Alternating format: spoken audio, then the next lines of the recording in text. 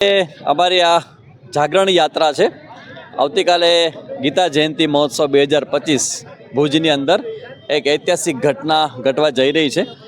અને એ ઘટના એવી છે કે 10 તાલુકાના બધા જ હિન્દુ સમાજના પ્રમુખો બધા આવી રહ્યા છે, મહિલા મંડળના પ્રમુખો આવી રહ્યા છે અને સૌ સાથે મળીને ભવ્યથી ભવ્ય અમારી ગ્રંથ યાત્રા આવતીકાલે નીકળવાની છે.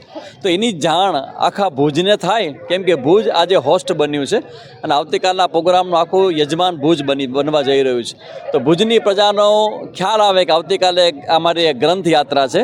તેના માટે બધા જ યુવાનો, અમારા હિન્દુ સમાજના સનાતન ધર્મના બધા જ યુવા ભાઈ બહેનો સરસ મજાના ડ્રેસ કોડમાં તૈયાર થઈ અને બધા આવ્યા છે અને સાથે મળીને ભગવદ્ ગીતાનો જય જયકાર કરવા જઈ રહ્યા છે.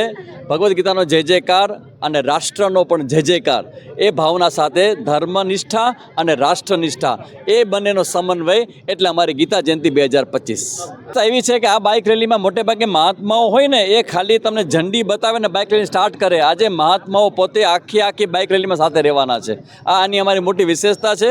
બધાના ગળાની અંદર જે અમે ખેસ પહેરાવ્યો છે એ ભગવદ્ ગીતા જયંતિનો ખેસ છે, ભગવો કલર છે, સફેદ વસ્ત્ર છે અને પવિત્ર હૃદય છે. એ અમારી વિશેષતા છે.